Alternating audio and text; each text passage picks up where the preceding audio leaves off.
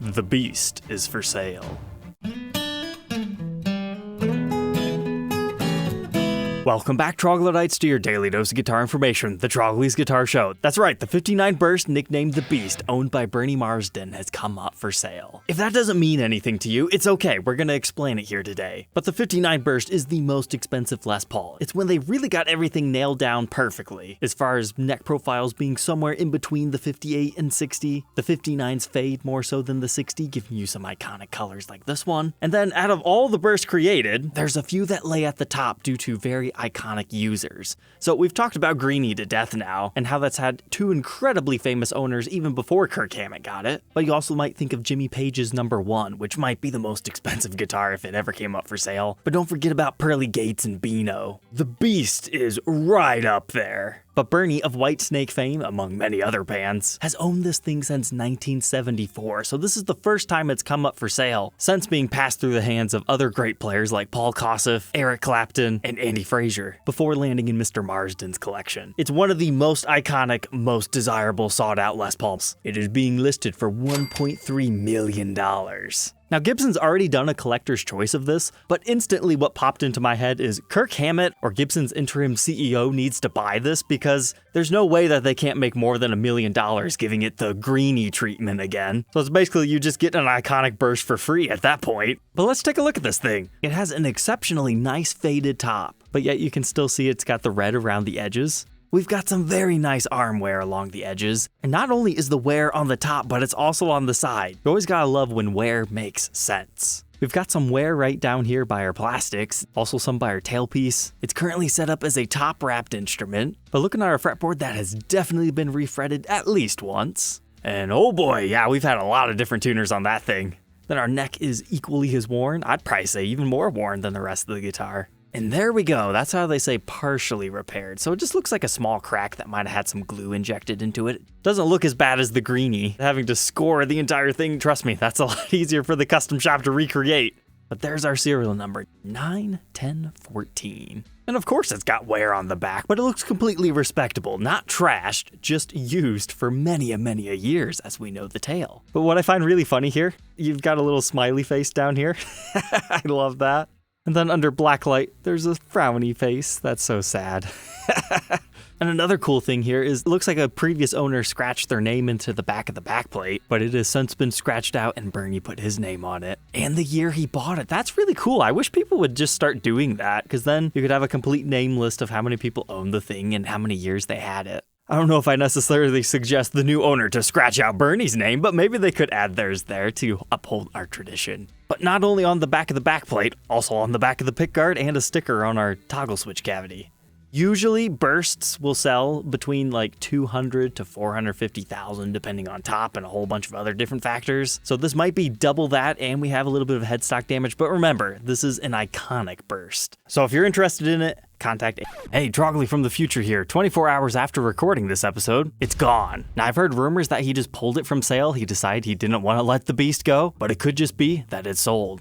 But don't worry, this shop, if you can't afford £1 million, they've also got 2 other Bursts for a third of the price. I'm sure other channels have talked about this already before, but the reason you tune into my show is I focus on the weird oddball stuff. Sure, he's got a 52 gold top over here, awesome 330, and a crazy 345, but we'll get to those a little bit later. Our next one I want to point out is a 1958 Gibson ETG-150 D. Now that sounds pretty confusing, but it kind of looks like a 125 pre-cutaway, but you've got 2 P90 pickups. But I bring this up because I've actually chatted with Bernie before. He sent me an email saying he does watch my show occasionally, and he noticed that I like tenor guitars too, so he wanted to share a couple from his collection. I love them so much, especially the 50s vintage originals. So if you don't know, tenor guitars, they're only 4 strings. So naturally, your neck is absolutely tiny. They were initially designed for banjo players, kind of converting over. But you can find Les Paul specials. You can find some really weird SGs. I love them because of how strange they look. And I especially love the custom ones. So this one having 2 dog-ear P90s, it's a lot of fun. They're asking $13,000 US on that, but very rare to still have the hang tags on something like this. But for about the same price, if you're not a tenor guitar guy, this is fairly close, ES-175 D from 1956. So usually 175s, they'll have the humbuckers. That's what you see today anyways. So it's nice to see one of the older ones that still has the P90s. I like that color it's got. That matches really well with our rosewood fretboard here because it's so dark in this area, but then so light there, it matches your bursted flavor. And that's exemplified in this awesome tan case. That's a really strong color. I like the switch tip he's got on it too. But if quirky 4-string tenor guitars aren't your thing, and you want to stick with 6 strings but still be crazy, there are 3/4 size instruments that are vintage out there as well. Generally they sell for less than the full-bodied ones, but look at this cute little thing.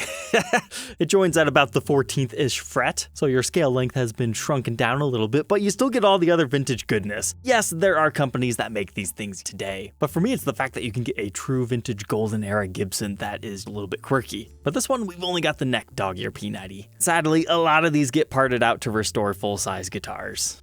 But this is one of my favorites. This is the ES-140. So it looks like a Les Paul, but it's also 3/4 size. It's got the really sharp Florentine cutaway on it. This one's actually been played quite a bit. You can see somebody's put some finger resting wear there. The day I document a 3/4 size vintage guitar, it's gonna be one of these. It's just so intriguing to me. And now I'm starting to think it's just ATB's photo style that makes all these old bursts look so good. The condition's not too bad on this one. How much are they asking? $5,600. Definitely asking a premium, but you gotta remember, it was Bernie's guitar. Next, we're gonna check out a double neck he's got in his collection from 1966. The true vintage double necks are kind of hard to come by, and they sell for big money because there's usually a handful of select collectors out there that just love these things so much. Everybody else, they're happy with their 70s or modern day reissues, but this has got some beautiful patina to it. This one might have had some modifications because it looks like we've got Grover tuners on the 6-string side. Our strap buttons have definitely been replaced, but our frets are looking original on the 12-string side, but definitely has some fretboard wear on it. That looks like a replaced nut to me. And 6-string side also seems to be all correct. But oh wow, yeah, those tuners were replaced either a really long time ago or they specifically sought out a very old pair of Grovers when they did it. And a super padded purple case. But if a Gibson double neck's not your style, how about an Ibanez? Okay, so this has got their Gibraltar bridge and all that other good stuff on it, a whole bunch of built-in effects. More than I can comment on right now, but it appears to still be a 12-string, 6-string variation. Looks like maybe ebony fretboards. You got that nice German carve going on the top, and super fancy headstocks. You always gotta love looking at these 70s Ibanez guitars. They're just so crazy. But also from the 60s, here's what the Melody Makers looked like at that time. So this is the double cutaway SG body shape. You could find these in 1, 2, and 3 pickup variations. They'll just have one in the middle. Most of them have this type of vibrola. I've always been fond of these Pelham Blue ones myself. It's like the cheapest way to get vintage Pelham Blue on a real guitar. But the other iconic feature about these is not just the finish and the weird pickups, it's the fact that they left the natural neck alone. Which might be jarring at first and make you upset, but you learn to love and appreciate that small feature. In fact, the Jeff Tweedy Signature SG Standard, if you'd ever took a look at one of these and wondered why on earth did they leave the neck natural, it was influenced from the old Melody Makers. I was kind of shocked to see one of these in his collection, 1976 Bicentennial Firebird. And of all the Firebirds ever made, might not be the most expensive one out there, but they're kind of interesting in the history of Firebirds. So they initially came out in the 60s. They went through 2 different iterations before the reverse body style becoming the most popular in general, which is the one we're looking at here. So they brought them back in the 70s in kind of a weird mixture of Firebird I and Firebird V specs. So you've got the Firebird 1's unbound neck with dot inlays, but you've got Firebird 5's dual pickup design. The most collectible ones of this era are the one that actually says limited edition on the decal, because it was just a limited edition to come back with, but then they kept producing them. That's the same story with the Explorer. As far as these Bicentennial birds go, this one has some pretty nice wood grain. I can see why he held on to it.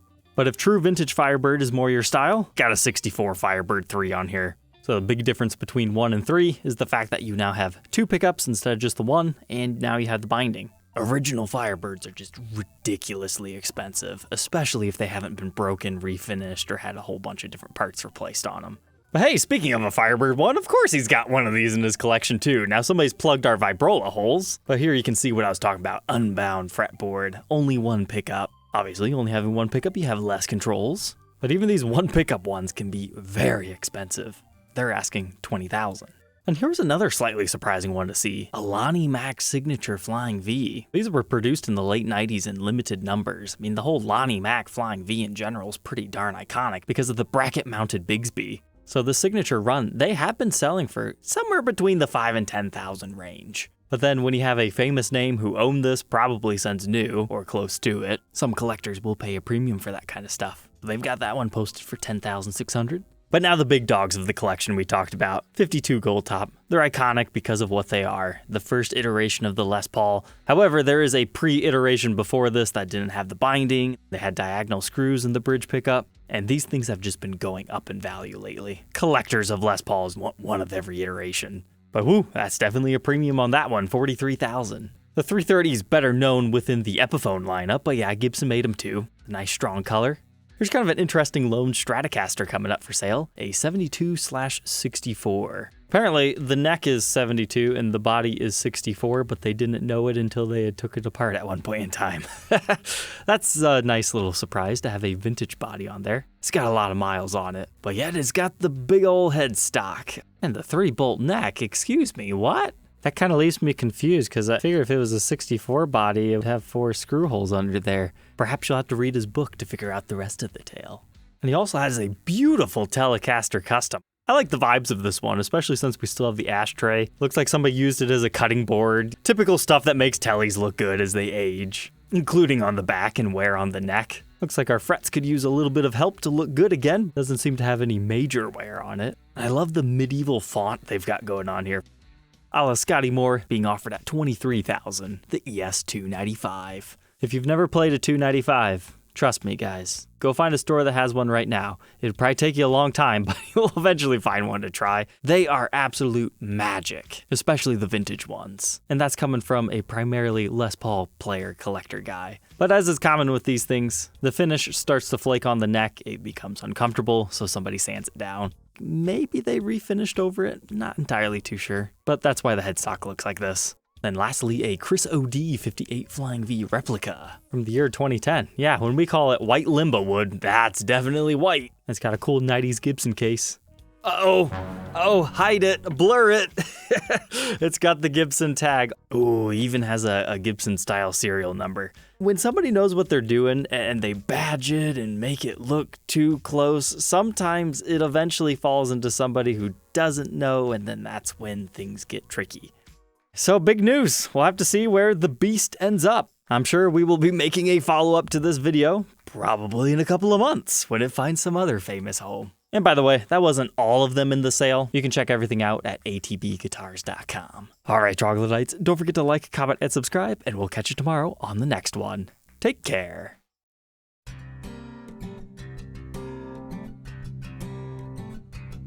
If you enjoyed tonight's episode, consider subscribing. I post videos like this every day. And you might even enjoy this next one.